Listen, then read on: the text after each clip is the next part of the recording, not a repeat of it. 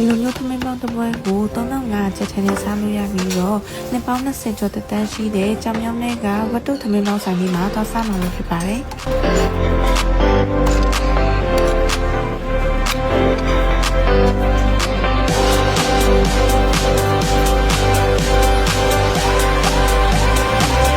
ဒီဆိုင်လေးကကြတော့ကြောင်မြောင်းတတိပဌာန်လမ်းကနေဒါလို့ရှိရင်ဒီဓမ္မဒါနလမ်းထိပ်ကိုဝင်ချင်းမှာပဲရှိရဆိုင်လေးပေါ့နော်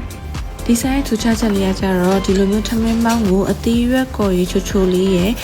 နံရိုးပေါင်းကော်ရီအနဲ့ချိုချင်းအနက်ကလေးနဲ့ပြီးတော့ပဲငပိကော်ရီလေးမျိုးဆန်းပေးရပါတော့သူစီမှာကြတော့ထမင်းပေါင်းကိုအသားခင်အခောက်ခင်ကြက်ခင်နဲ့ပြီးတော့ပကောင်းတုပ်လေးပါရတယ်ဒါကြတော့ဆိုင်ကူမှာထားတဲ့အခောက်ခင်ထမင်းပေါင်းရဲ့ပြီးတော့ကော်ရီပြပြကလေးဆန်းထားတဲ့ကြက်ခင်ရဲ့ပြီးတော့ကြက်ခင်ထမင်းပေါင်းရဲ့ပေါ့နော်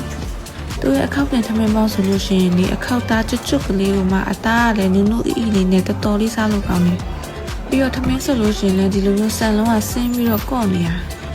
ဒီလိုမျိုးတီးရွက်ချိုချိုလေးနဲ့ကော်ရီအီရွှေရွှေလေးဆန်းပေးထားတဲ့ထမင်းပေါင်းကိုသူရဲ့အခောက်ခင်လေးနဲ့စားလို့ရှိရင်တအားစားလို့ကောင်းတယ်ပြီးတော့သူကဒီလိုမျိုးငရုတ်သီးစိမ့်နဲ့အချင်းလေးပါချပေးထားတာဆိုတော့ထမင်းပေါင်းနဲ့စားလို့ရှိရင်တိတ်ပြီးတော့မအီတော့ဘူးပေါ့နော်သမင်းမောင်ကိုသူတို့ချပေးထားတဲ့ကော်ဖီချင်းလေးရဲ့ဒီလိုမျိုးငရုတ်သီးစိမ့်များများလေးထည့်ပြီးစားလို့ရှိရင်တော်တော်လေးမိုက်တယ်ပြီးတော့ဒီရဲ့ပိုင်းကရာဒီယိုတို့ကလည်းတအားပူပြီးချွတ်ထက်များနေရတဲ့ဆိုင်ရတော့ variety လေးဆောင်သွားလိုက်တယ်ပေါ့နော်အခု variety မှာက928ချစ်ချင်းမြတ်တာလက်ဆောင်အနေနဲ့ရွှေစဲပြ928ပြားနဲ့ variety ဘူးပေါင်းများစွာကိုလည်းမြတ်တာလက်ဆောင်ပေးရဲ့အစီအစဉ်လေးလည်းရှိသေးရဲ့နော်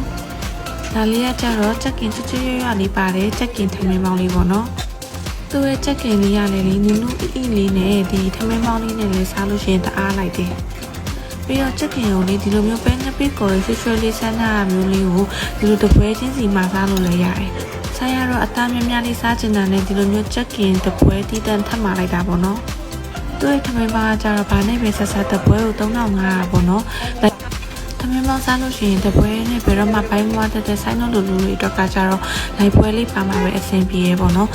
တော့ဒီလိုမျိုးလိုက်ပွဲတစ်ပွဲဆိုလို့ရှိရင်1000ကျပ်ထပ်ပေးရတယ်ပေါ့နော်ဒီလိုက်ပွဲထဲမှာလည်းသူကအသားလေးတွေပါထည့်ပေးထားသေးတယ်ပြောရရင်ဒီဆိုင်ကလည်းကြောင်မြောင်းထဲမှာမတိသူမရှိတဲ့မူလလက်ဟောင်းဝတ်တုတ်ထမင်းပေါင်းဆိုတဲ့နာမည်လေးနဲ့ပဲရောင်းနေရဒီနေရာလေးမှာအနည်း20လောက်တော့ရှိပြီပေါ့နော်သူစီရထမင်းပေါင်းကလည်းတပွဲကို3500ပဲဆိုတော့ဈေးလေးတွေကလည်းတက်တာတယ်ဟိုရပြပြကလေးစမ်းပေးထားတဲ့အသားကင်ချက်ကင်ဒီလိုမျိုးတပွဲချင်းစီဆိုလို့ရှိရင်လည်းသူက9000 6000လောက်ပဲရှိရပေါ့နော်ဆိုင်ရကြတော့မနက်7:00နာရီခွဲကနေပြီးညနေ9:00နာရီလောက်ထိတော့ဖွင့်နေပေါ့နော်ဒါပေမဲ့စောကုန်တဲ့နေ့ဆိုလို့ရှိရင်တော့သူက9:00နာရီလောက်ဆိုလို့ရှိရင်တော့ဆိုင်ပိတ်တယ်လို့ပြောတယ်